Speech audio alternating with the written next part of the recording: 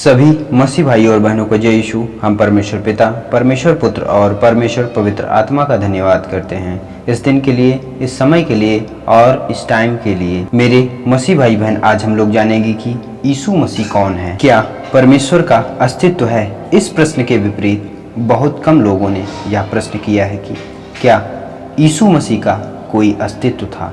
यह सामान्य रूप से स्वीकार किया जाता है कि यीशु सच में एक मनुष्य था जो लगभग 2000 वर्ष पहले इज़राइल की धरती के ऊपर चला फिरा था। वाद विवाद तब आरंभ होता है जब यीशु की पूर्ण पहचान के विषय पर विचार होता है। लगभग हर एक मुख्य धर्म यह शिक्षा देता है कि यीशु एक पैगंबर या एक अच्छा शिक्षक या एक धार्मिक पुरुष था। रहस्य यह है कि बाइबल हमें बताती है कि यीशु अनंत से ही एक भविष्यवक्ता, एक अच्छे शिक्षक या एक धार्मिक पुरुष से कहीं अधिक बढ़कर था। तो सबसे पहले हम यह देखेंगे कि बाइबल क्या कहती है कि यीशु मसीह कौन था।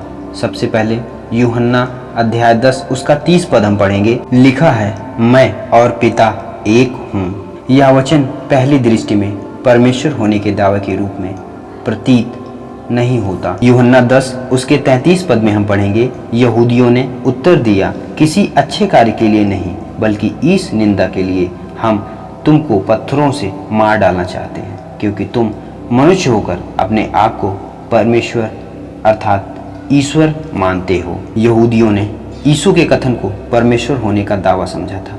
आगे आने वाली आयतों में यीशु ने यहूदियों को सुधारने के लिए कभी भी यह नहीं कहा, मैंने परमेश्वर होने का दावा नहीं किया था। ये सब बातें यह संकेत करती हैं कि यीशु यह घोषणा करते हुए कि मैं और पिता एक हैं। प्रभु यीशु मसीह ऐसा क्यों कह रहे हैं? इस बात का क्या मतलब हो सकता है कि वो कह रहे हैं मैं और पिता एक हैं? इस बात को कैसे समझ सकते हैं कि वह सच में परमेश्वर है? तो यूहन्ना 10 उसका 30 पद यह साबित करता है कि सच में प्रभु यीशु मसीह परमेश्वर है। हम वचन पढ़ेंगे यूहन्ना अध्याय 8 उसका 58 और 59 पद 58 में लिखा है, मैं तुमसे सच कहता हूँ कि इससे पहले कि अब्राहम उत्पन्न हुआ मैं हूँ। पद हम 59 पढ़ेंगे, तब उन्होंने उसे मारने के लिए पत्थर उठाए, परंतु यीशु छिपकर मंदिर से निकल गया। एक बार फिर प्रतिक्रिया में यहूदियों ने पत्थर उठाकर यीशु को मारने की कोशिश की। यीशु ने अपनी पहचान की घोषणा मैं हूँ करके दी। वह पुराने नियम में परमेश्वर के नाम का सीधा तौर पर लागू होता था।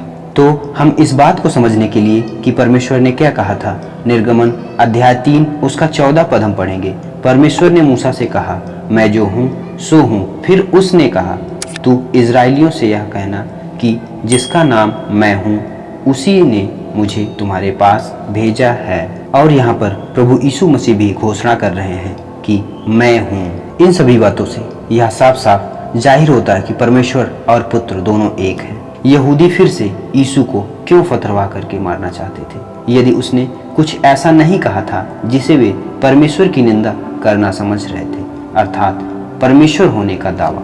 यूहन्ना अध्याय 1 उसके 1 पद में यह लिखा है, आदि में वचन था और वचन परमेश्वर के साथ था और वचन परमेश्वर था। इस वचन का अर्थ समझने के लिए हम आगे एक और वचन पढ़ेंगे। यूहन्ना अध्याय 1 उसका 14 पद, और वचन देहधारी हुआ और अनुग्रह और सच्चाई से परिपूर्ण होकर हमारे बीच में डेरा किया, और हमने उसकी ऐसी महिमा देखी जैसे पिता के इकलौते की महिमा। ये दोनों वचन स्पष्टता से यह संकेत देता है कि यीशु ही देह के रूप में परमेश्वर है।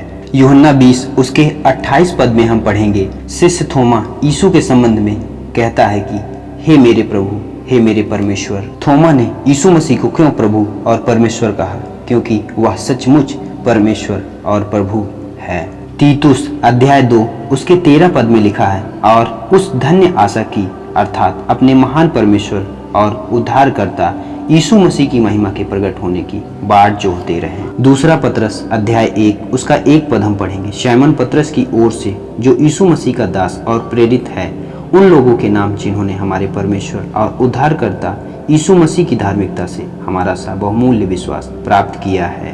पिता परमेश्वर भी यीशु की पूर्ण पहचान का गवाह है, परंतु पुत्र से कहता है कि हे परमेश्वर, तेरा सिंहासन युगानुयुग रहेगा। तेरे राज्य का राजदंड न्याय का राजदंड है। पुराने नियम की मसीह के प्रति की गई भविष्यवाणियाँ उसके ईश्वरत्व की घोषणा करती है। यशाया अध्याय 9 उसका 6 पद हम पढ़ेंगे। क्योंकि हमारे लिए एक पुत्र दिया गया और प्रभुता उसके कांधे पर होगी और उसका नाम अद्भुत युक्ति करने वाला, पराक्रमी परमेश्वर, अनंत काल का पिता और शांति का राजकुमार रखा जाएगा। यीशु की सच्ची पहचान के ऊपर प्रश्न इतना महत्वपूर्ण क्यों है? इस बात के क्या मायने हैं कि यीशु परमेश्वर है या नहीं? इसका सबसे महत्वपूर्ण कारण यह है कि यीशु को इसलिए परमेश्वर होना था। वह यह है कि यदि यीशु परमेश्वर नहीं तो उसकी मृत्यु पूरे संसार के पापों के जुर्माने की कीमत अदा करने के लिए पर्याप्त नहीं हो सकती थी। केवल परमेश्वर ही ऐसे असीमित जुर्माने को भर सकता है। रोमियो अध्याय 5 उसका 8 पद हम पढ़ेंगे। परंतु परमेश्वर हम पर अपने प्रेम की भलाई इस रीति से प्रकट करता है कि जब हम पापी थे तभी मसीह हमारे लिए मरा। दूसरा कुरिन्थियों अध्याय 5 उसका 21 पद हम पढ़ेंगे। जो पाप से अज्ञात था उसी को उसने हमारे लिए पाप ठहराया कि हम उसमें होकर परमेश्वर की धार्मिकता बन जाएं। यीशु को परमेश्वर होना था ताकि वह हमारे कर्ज को अदा कर सके। यीशु को मनुष्य होना था ताकि वह मर सके। उद्धार केवल यीशु मसीह में विश्वास करने पर ही उपलब्ध है। यीशु का ईश्वरत्व ही है क्योंकि वही उद्धार का एकमात्र मार्ग है। यीशु का ईश्वरत्व ही है जिस कारण उसने यह घोषणा की। हम वचन पढ़ेंगे यूहन्ना अध्याय 14 उसका 6 पद। मार्ग और सच्चाई और जीवन मैं हूँ, बिना मेरे द्वारा कोई पिता के पास नहीं पहुँच सकता। इन सभी बातों से यह स्पष्ट होता है कि प्रभु यीशु मसीह ही हमारा उद्धारकर्ता और मुक्तिदाता है जिसके द्वारा हम परमेश्वर के पास पहुंच सकते हैं। तो शायद आज आपके प्रश्नों का उत्तर मिल गया होगा कि प्रभु यीशु मसीह कौन है। तो प्रभु यीशु मसीह हमारा मुक्तिदाता और उद्धार करता है जो हमारे गुनाहों और पापों के कारण क्रूस पर चढ़ाया गया, मारा गया, गाड़ा गया और तीसरे दिन मुर्दों में से जी उठा और जीवित स्वर्ग गया और आज भी जीवित परमेश्वर की दाहिनी ओर बैठा है और वो हमारी सहायता और मदद कर रहा है, हमारी हर कामों में अगुवाई कर रहा है। सभी मसीह भाई और बहनों को जय यीशु। हम परमेश्वर पिता, परमेश्वर पुत्र और परमेश्वर पवित्र आत्मा का धन्यवाद करते हैं इस दिन के लिए, इस समय के लिए और इस टाइम के लिए।